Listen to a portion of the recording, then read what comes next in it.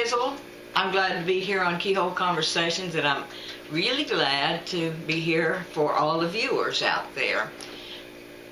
Well, Bonnie, as you know, I'm running the camera today, so I'll be like the voice from beyond. Ooh. So tell me, what is it you got there? What are you going to show us today? Well, I brought this box because in the last blog post, I talked about the idea that I had for the book. This is the medicine book that you saw, where it's a very old and tattered book, but it has her recipes in here for all these different recipes that she had, where she cured the ill and the dying people that had been given up by the doctors. And the inspiration for this novel was this book.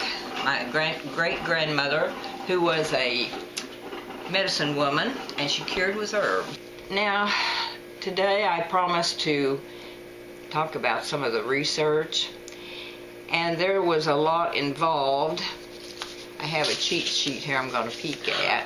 Well, first of all, it was difficult. I wrote this novel actually in a month, and I had 50,000 words. I ended up with 83,000, but I had to do an awful lot of revising and an awful lot of research because I didn't know anything about the time period. I had a really good background because my mother told me all the stories about her homesteading experiences, about digging the dugout, and this snake that used to crawl around on the ledge when she was a little girl. She used to tell me how scared she would be at night when it would dislodge rocks, and a lot of these wonderful stories. The mad dog was my special one that I loved, but there was a lot of research involved. First of all, the illness that I opened the book with, and I thought, well, this might be a patient something like my great-grandmother would have healed. She had childbed fever, not my great-grandmother, but my character. And so anyway, then when they made the move to No Man's Land, of course I had to have a medicine man, you know, and so that was the inspiration for that part of the book. And I worked in water witching, dowsing for water, digging the well, you know, from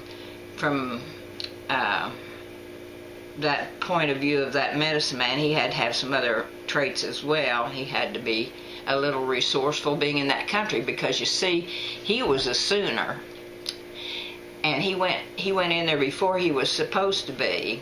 No, I mean a squatter, not a Sooner. There's a difference. Anyway, he was a squatter. He went in there before they did the organic land grant, where they opened up the territory for the people to go in. So anyway, then I had to go in and research a covered wagon, and I have brought an example to show you. The wheels were larger in the back and smaller in the front. The wagon could only pull so many thousand pounds, like 2,000 pounds, because of the animals had to be able to move the wagon. Some people used oxen. I used horses in mine. This is an example I brought with me to show you actually about the covered wagon. The back wheels are bigger than the front wheels, and there is a brake right here. And when this is pushed back, there's a line that runs back here to the brake block that you can slow the covered wagon down when it goes down a slope to slow its descent. And when you pull this lever back, this brake block hits the wheel and stops the wheel from moving. Okay. I might also mention that my dad built that little wagon, and he did a whole series of early transportation.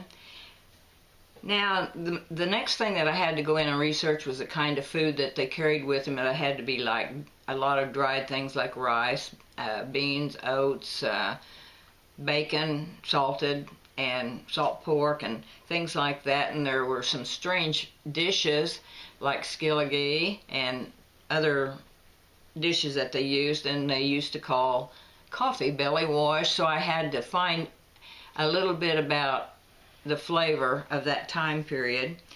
And then there's a scene with wolves, and I had to go in and look up wolves. Wolves and coyotes are pretty much alike. The only difference is the coyote is smaller, and he will show himself during the day, but a wolf won't. So then we had a scene with rattlesnakes, and then I had a lot of music in there. Had a wedding, and I didn't know when the wedding march was published. So I had to go in and I had to look up a lot of little tiny things like that to make sure I was accurate for the time period. And pigs, what do I know about pigs? I'm a city girl, sort of.